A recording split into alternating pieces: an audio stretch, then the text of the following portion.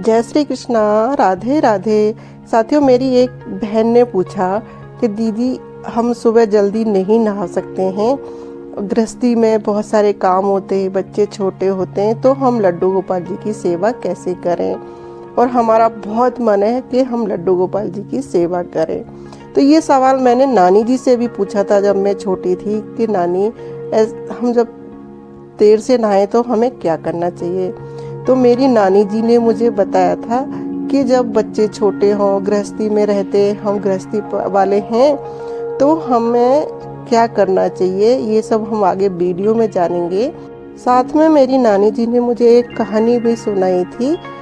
कहते हैं ये कहानी एक सच्चे भक्त की कहानी है। ये कहानी मैं आपको वीडियो में अंत में सुनाऊंगी।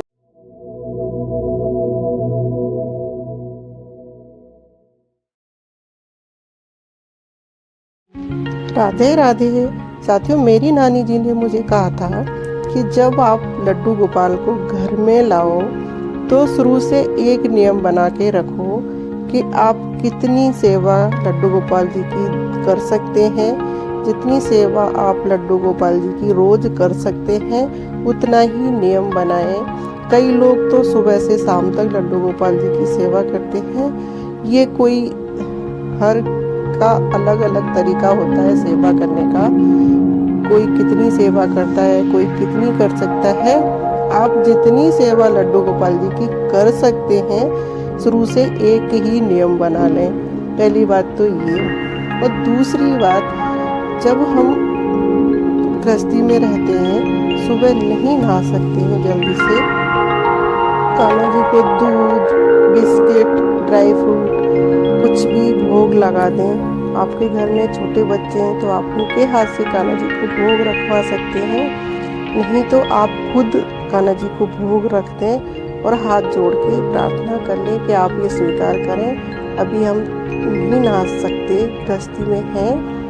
तो जब आप नहा लें, जब कान्हा जी की जो सेवा करते हैं, नहलाना धुलाना आप बाद में कर लें। इस तरह से मेरी नानी जी ने मुझे बताया था। तो हमारे कान्हा तो कहते हैं ना, भाव के भूखे हैं। जितनी सेवा आप श्रद्धा भाव से उनकी कर सकते हैं उतनी सेवा आप कान्हा जी की करें। किसी की कोई होड़ नहीं है कि कौन कितनी सेवा कर रहा है। आप अपनी श्रद्धा से, भाव से जितनी सेवा कान्हा जी की कर सकते हैं उतनी सेवा कान्हा जी की करें। तो एक कहानी सुनाई थी नानी जी ने मेरी कि एक कर्मा नाम की लड़की थी।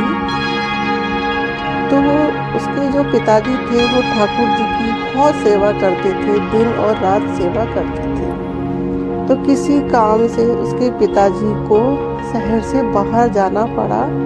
तो उन्होंने अपनी बेटी से कहा कि बेटी मैं कुछ दिन के लिए बाहर जा रहा हूँ, तुम ठाकुर जी की सेवा करना और ठाकुर जी को भोग लगा देना जरूर रोज से। बोले ठीक है पिताजी, मैं कान्हा की सेवा जरूर करूँगी। तो अगले दिन उसकी लड़की ने क्या करा, सुबह उठ के सबसे पहले खिचड़ी बनाई।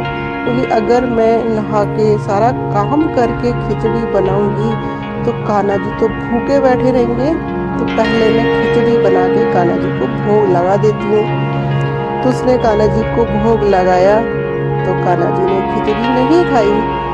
तो उसने बहुत निवेदन किया कान्हा जी से, लेकिन कान्हा जी नहीं खाई वो खिचड़ी भगवान जी ने। तो उसने सोचा शायद मैंने इसमें घी नहीं डाला है तो मैं घी डाल देती हूँ। उसने उसमें खूब सारा घी भी डाल दिया, फिर भी कान्हा जी ने वो खिचड़ी नहीं खाई भगवान ठाकुर जी ने। तो उसने सोचा मैं गुड़ ले आती हूँ। वो जो गुड़ ला के रख दिया, कान्हा जी ने तो खिचड़ी को हाथ भी नहीं लगाया। तो अब वो वहीं आसन डाल के बैठ गई और आंखों में आंसू भर के बोली, आप जब तक ये भोग नहीं खाओगे मैं घर का कोई काम भी नहीं करूँगी और अन्न जल भी नहीं लूँगी जब तक आप ये भोग स्वीकार नहीं करोगे। तो इस तरह से सुबह से शाम हो गई उसको बैठे बैठे। तो ठाकुर जी को उसके कर्मा के ऊपर दया आई। तो उन्होंने मूर्ति में से आवाज आई कि तुमने पर्दा तो लगाया ही नहीं है, तो उसने जल्दी से पर्दा लगाया ठाकुर जी का, और थोड़ी बात देखती है तो खिचड़ी खत्म हो चुकी थी। उसका भोग कान्हा जी ने स्वीकार कर लिया था। अब तो रोज वो सुबह उठती, कान्हा जी के लिए खिचड़ी बनाती और पर्दा लगा के रख देती। जब वो पर्दा खोलती तो उसकी खिचड़ी खत्म मिलती। कान्हा जी उसकी खिचड़ी रोज खा लेते। इस तरह से रोज चल रहा था। जब उसके पिताजी वापस आए तो उसने कहा, बेटा तूने कान्हा जी को भोग लगाया था क्या? बोले, हाँ पिताजी, मैं रोज ठाकुर जी को भोग लगाती हूँ और ठाकुर जी मेरी खिचड़ी रोज खाते भी हैं। तो जब उसने देखा कि उसकी बेटी ने ठाकुर जी को भोग लगाया और उन्होंने वो भोग स्वीकार कर लिया, तो वो अपनी बेटी से बोले, अरे बेटी, मैं तो कान्हा जी की इतनी दिन से सेवा कर रहा था, मेरा भोग तो आज तक कान्हा ने स्वीकार नहीं करा। तुमने सच्चे श्रद्धा भाव से कान्हा जी को अपना बना लिया और कान्हा ने तुम्हारा भोग भी स्वीकार कर लिया। इस तरह से वो कान्हा जी को रोज भोग लगाती थी। जब उसके पिताजी इस दुनिया में नहीं रहे तो वो एक कुटिया बना के रहने लगी। तो एक दिन कोई साधु महात्मा मंदिर के पुजारी उसके घर आए, तो उन्होंने देखा कि ये बिना नहाए कान्हा जी को भोग लगाती है। तो उन्होंने उस कर्मा से कहा कि तुम ये क्या करती हो, तुम घोर पाप कर रही हो, मेरे ठाकुर जी को बिना नहाए भोग लगाती हो। तो कर्मा ने कहा, ठीक है महाराज, कल से मैं नहा के फिर कान्हा जी को भोग लगाऊंगी। अगले दिन जब हुआ सुबह तो कर्मा ने घर के सारे काम खत्म किए और फिर जाके खाना बनाया तो ठाकुर जी को भोग लगाया। अब इस तरह से रोज होने लगा तो कान्हा जी का भोग लेट हो जाता।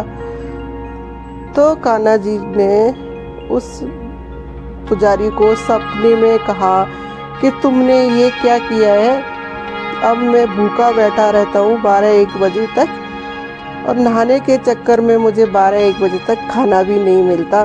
जब पुजारी जी ने ये सपना देखा तो वो कर्मा के पास गए और बोले कि तुम जैसे पहले भगवान को भोग लगाती थी वैसे ही भोग लगाया करो, हमारे भगवान तो भाव के भूखे हैं। तो साथियों, जब हम श्रद्धा भाव से कान्हा को भोग लगाते हैं तो कान्हा उसको जरूर स्वीकार कर लेते हैं। चाहे आप गृहस्थी में रहते हो, नहीं नहा पाते हो, तो आप कान्हा जी को भोग बिना नहाए लगा सकते हैं। ये मेरी नानी जी ने मुझे बताया था। साथियों, आपको मेरा वीडियो कैसा लगा? अगर अच्छा लगा हो तो मुझे कमेंट बॉक्स में राधे राधे जरूर लिखना। Radhe Radhe. Thanks for watching my video. Radhe Radhe.